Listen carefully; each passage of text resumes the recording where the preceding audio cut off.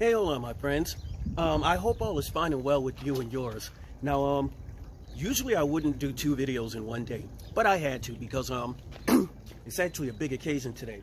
You guys remember this cabbage, the one giant cabbage that we planted a while ago? We actually started this from seed, and it was in a test. We said we were going to grow one, and the aquaponics rig, we were going to grow another one, and the horizontal hydroponics rig that you can see back there, and yet another one in a tray system that you can see down there. Now, during that video, I also told you, amazing folks, I said there are a couple of ways that you can tell when it's time to harvest your cabbage. It's not necessarily by the size. Generally speaking, you can harvest a cabbage at any size, but here's a couple of things you want to look forward to, and you kind of want to prevent. You want to kind of prevent them from happening to your cabbage. Now, although cabbages do come in a variety of sizes, and they do actually happen to come in a couple of colors, a variety of colors, there are some similarities, and one of those similarities are when it's time to pick them. A couple of things you want to make sure of about your cabbage before you do harvest them. You want to make sure that the outer leaves are firm and closed. You see, this one isn't really yet. And you want to make sure that there's not much give when you squeeze it to the touch. Another thing that you also want to make sure of is that you don't see any real major cracking on any of these leaves on the outside. So this one actually has a while to go, so I can just let this keep growing. Now, the method and technique of sustainable gardening that you choose to use will determine and have a huge factor in determining the size of your cabbage. For instance, this is a hydroponics flood and drain fabric pot hybrid system. And this head of cabbage, which is the same size, the same age, and same size as the heads of cabbage over there, this one is reasonably and noticeably smaller. And that's for a variety of reasons. One of the reasons being mostly cabbage likes to have a steady source of water, and this one having a limited amount of resources to the water and actually uses of the water because it is on a time setting. It's kind of limited the size that this cabbage is going to get. So one thing that I would recommend, not that I would recommend, but one change that I would make immediately is if I wanted to do hydroponics cabbage like this, I'd probably do it in a single DWC, deep water culture bucket system. I bet you my results would be a lot better then.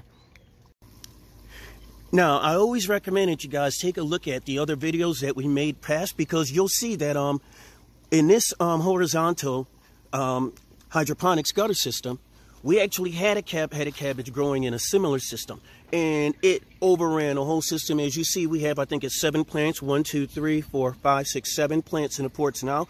That one hydroponics head of cabbage that we had growing here, which was a reasonable good size head of cabbage, but it actually took up 3 or 4 spots of these ports. So although you could grow cabbage this way, it's not really economic wise, and it's not really space efficient. Pardon me, I will not delete that and do it over. It's not really space efficient, but it is possible. So once again, if I was going to do it hydroponically, I would probably do it in a DWC, deep water culture bucket system, just like our good old stir-fry raw broccolini plant, which is still producing. Can you guys believe this?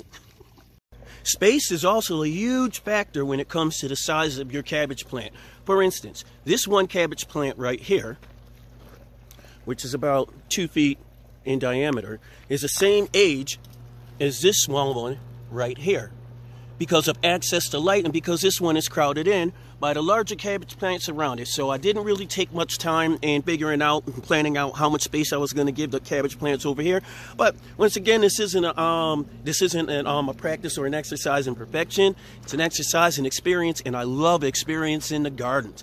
But there's something special about today. You see this one cabbage plant right here? We really have to get this guy out the way. There's some inner cracking we can see on the leaves right there, so it's time to harvest this guy. So what I'm going to do is get this set up, and we're going to do this so that you guys can experience this moment with me. You excited?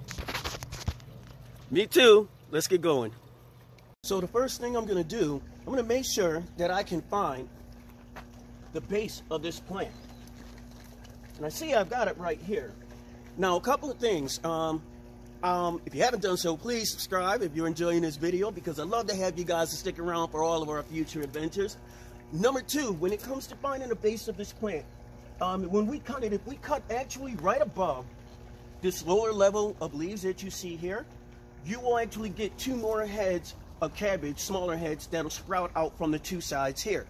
Now that's interesting because once those get to about a little bit larger than fist size, you harvest those and you cut right above that base again, and you'll get 4 smaller heads of cabbage. So if you really are constrained with time, pardon me, not with time, but with space, you can get a lot out of 1 head of cabbage. So I'm gonna go ahead and get those loppers. Let's get that cut. Give me a second. So we have our loppers over here. What I'm gonna do is I'm gonna go ahead and remove these larger outer leaves towards the base, because I am just going to remove this whole plant from this spot. We posted an earlier video in which we actually showed you guys all of the seedlings that we have started for for early spring. So this space where this cabbage plant is taken up, this is actually going to be filled up with some basil and maybe a pepper plant or 2. There we go. Another thing, these leaves are not going to be wasted. The outer leaves that I'm ripping off, these are great for the chickens. I'm just going to tear them up, rip them up, and let the chickens go at it, and the chickens are going to enjoy it. So here we are. We got our lopper situated. We'll give this a quick little snap. There we go. Just going to lift this whole plant up at once so we can see what we got. And I don't know if you guys can get a really good view. How cool is this, man? Straight up aquaponics cabbage. Now, I'm going to show you guys the space that it was taking up. Give me 1 second. Oh my God, how awesome is this? Okay, comparison number 1. Here's our cabbage. This is your standard size stool.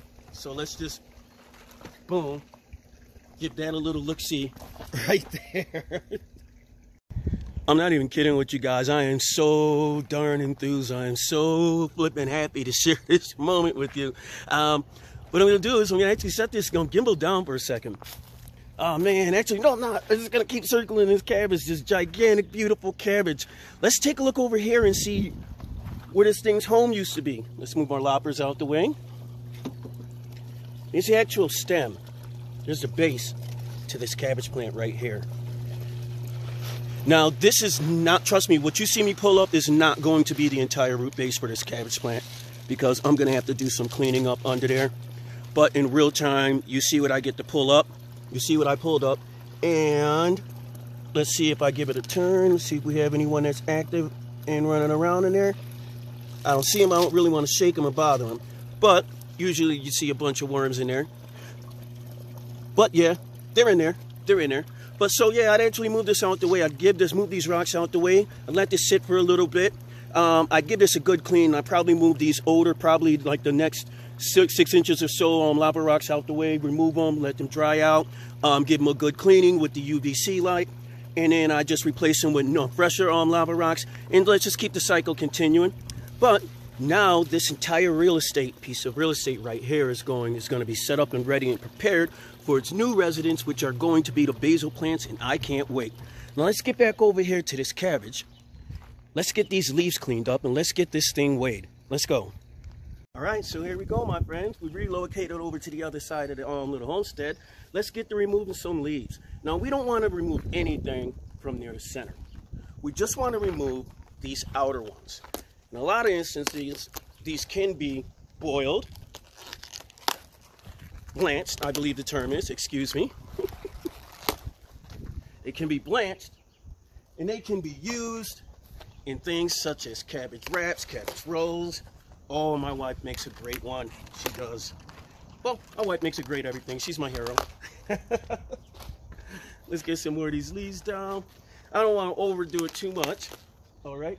I just want to get enough so that we have what we're standard used to looking at as a head of cabbage. So this is pretty good right here. What do you guys think? Pretty good? Yeah? Yay? All right. Let's get it over here. Let's get this bad boy weighed. Come on. So here's our moment of truth, guys. We have our head of cabbage. We have our digital scale. It is all zeroed in.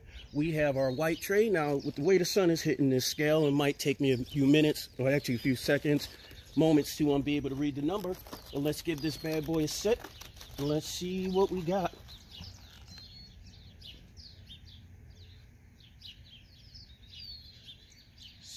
We are at 7 pounds, 2 ounces. That is 7 pounds, 2 ounces, my friends. Our aquaponics cabbage is coming and weighing in at 7 pounds, 2 ounces. That is not too bad whatsoever. Holy cow, can you guys believe that? How awesome is that? 7 pounds, 2 ounces of straight up goodness. We're gonna get this thing not all trimmed up, but remove a couple more of those outer leaves. In the meantime, I have this big bunch of leaves right here that we are going to chop up and bag up, and these will be used to help to feed the chickens whenever they want some scraps. If it's nutritious for us, it's nutritious for the birds. I hope you guys enjoyed this experience. I don't know, stay tuned, man. The next time that we grow another monster, hey, guess what? I'll be able to share it with you on the video. In the meantime, plant that first seed, and together we grow. Peace and blessings, my friends.